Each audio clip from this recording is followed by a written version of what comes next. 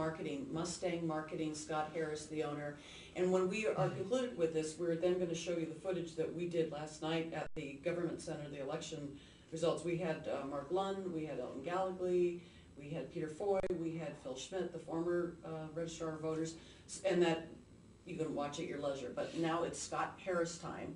And marketing, and well, you want to say this is a primer on marketing? Yeah, I think that's a fair way to put it. I mean, you had said earlier marketing 101. It might be marketing 102, but yeah, it's the basic stuff. When we talked last week, we talked about strategic plans. And that was the roadmap. That was the roadmap. And your segue was brilliant, by the way, and unscripted, so I just love that. And we talked about the roadmap, which is the strategic plan. We talked about how you need goals, and you need to identify an audience, and you've got to have a message, and you've got to have vehicles, and that's what we chatted about. But once you have that plan in place, then what you've got to do is you've got to get down to the tactical. You have to develop materials. And in the end, that is what people come to a marketing firm for. They want a new brochure, they want a new website, they want a new television spot, or whatever it might be. So once you have the strategic plan in place, then you kind of know what to do. Then you go, if you will, from being the architect to being the general contractor. And what we've done at Mustang, and others have different definitions, of course, you know, but what we've done at Mustang is we branded it under our roadmap. We call it the 4 C's, and that's our process for the tactical. And so these are the 4 things that you need to do as you're developing creative. Now, when I say creative, I mean something that you're copywriting, something that you're designing. You want it to look great visually. You want it to say right. You want to get the message and do all those good things. And here are the 4 components to that. And the first one, I think, is the most important. It's clarity. When we talk to business owners or business managers or presidents of companies, you know, they want to go on forever about their product and service. And they want to put everything they can into their ad. We'll use an ad as an example. But in the end, you and I don't really care about all that. So what I try to tell them is, that, and this is the critical question I ask is, if somebody reads an ad about your product, what's the one thing that you would like them to take away? What's the absolute one thing? So to distill it down. Distill it down. Because exactly, I force you to do that. I force you to focus. Because you want to tell me about this and about that and the about bells, this. The whistles, I get all of that. But in the end, are you the bluest? Are you the fastest? Are you the newest? Are you the cheapest? Are you the only? You know, what is it? And then once we get that, now we can be clear about what we want to tell people. That's the clarity issue. The next thing so that's the first C, clarity. The next thing is consistency. And so what I mean by that is you have to be saying the same thing on your website that your sales guys are saying on the street, that your posters are saying, that your radio spots are saying, that your television spots are saying. You've got to be consistent among all those different things. Because if you're out on the streets as a salesperson and you're telling everybody, we have got the least expensive unit in the whole world, but at our website, all we're talking about is the quality. You know, we have the best product in the world, and then the guys on the phone are saying, but our service is really what sets us apart. It's a confusing message. So you're saying that it's not layering the message. You're saying that it's almost being redundant in keeping the one message. Absolutely. And part of that is, you know, today's society, we have the attention span of a goldfish. Mm-hmm. You know, especially the younger generation. You know, they're just, everything for them moves at a very fast pace. So you've got to get it across quick. Mm-hmm. You know, do you watch this show for information? Do you watch it because it's local? Do you watch it because it's informative? Do you watch it because Maria's interesting? What is it you're doing? You know, and get that across. And then so you want to do that in everything that you do. So no matter what they do, if they go to their website, if they look at your brochure, if they get your direct mail piece, if they hear your radio spot, everything's the same, you know, and so now it starts to plant that seed because you're breaking through clutter. Right. In the average day, on an average day, an American sees more than 5,000 different ad messages coming through. So you've got to break through that clutter. There needs to be something that stops, that arrests you and says, wait a second, that's the only local television show in all of Ventura County? That's the only television show that focuses on Ventura County? I live in Ventura County. I work in Ventura County. I'm raising my family in Ventura County. Maybe I should take a peek, right? So it might not be that Scott Harris is the guest or the pet girl is the guest or this or that or the other. So that's the message you create, and you become very clear on that, and then that's what you sell to everybody.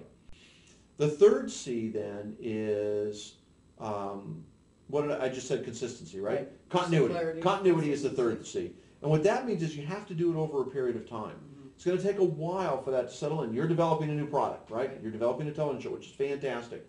It's going to take a while before the good people of Ventura County become very familiar with your show, before you become an automatic thought. Like right now, when I go to events and I see you, and it's like, oh, this is great, Maria's here, it's a surprise. Pretty soon it won't be a surprise. It'll be a surprise if you're not there, because you're going to be expected to be there. You'll be a part of that community. And so you want to do it over a period of time so that people know that no matter where they look, this is what they're going to hear about the show, and you're going to tell them that over a period of time, so that it starts to sink in and become part of my thought process. And then the fourth C, and this is the one that most people hire an ad agency for, is creative, right? So that's the one that people come and say, I need a new brochure. I've got to update my website. I need an exciting radio spot. I need a new direct mail piece. We're just coming off the political season, so direct mail, that's what but that's actually the last thing we do. It's the most visible thing we do, but it's the last thing we do. And my creative director would hate to hear this, but it might even be the least important of the things we do.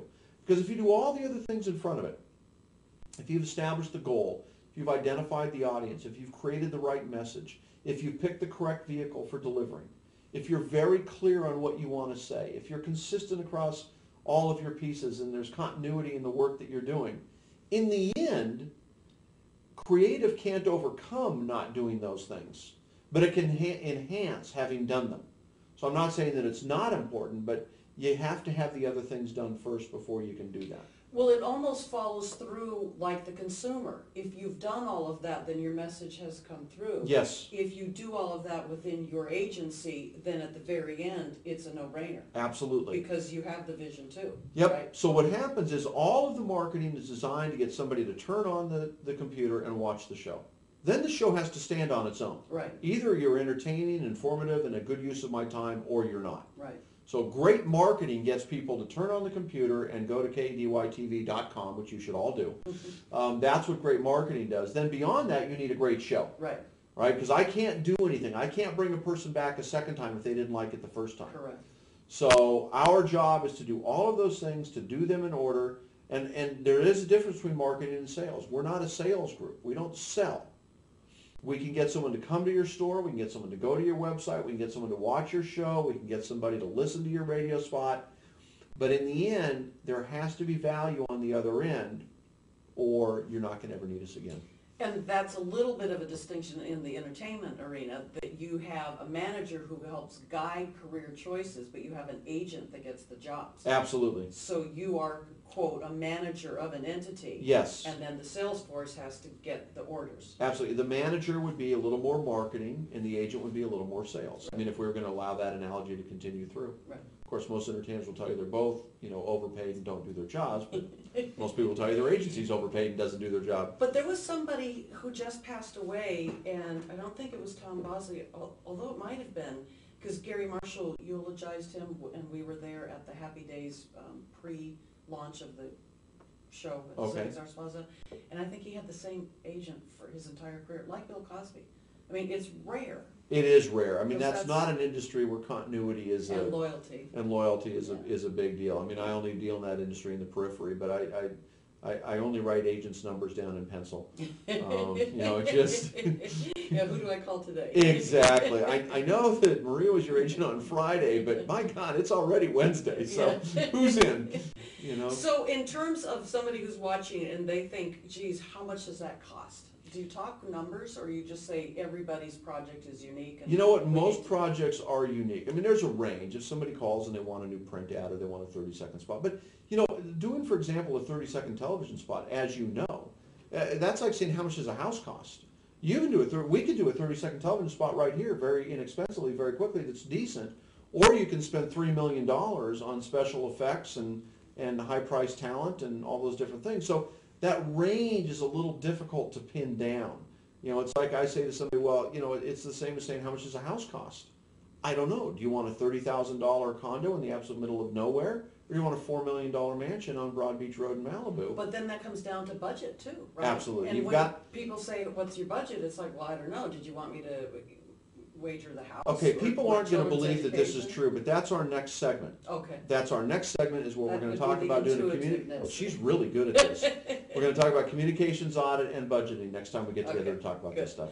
Perfect tease then. That was Scott brilliant. Harris, Mustang Marketing, and owner of and located in Thousand Oaks. Yes. All right. Thank you so much for having me. You're welcome, Scott.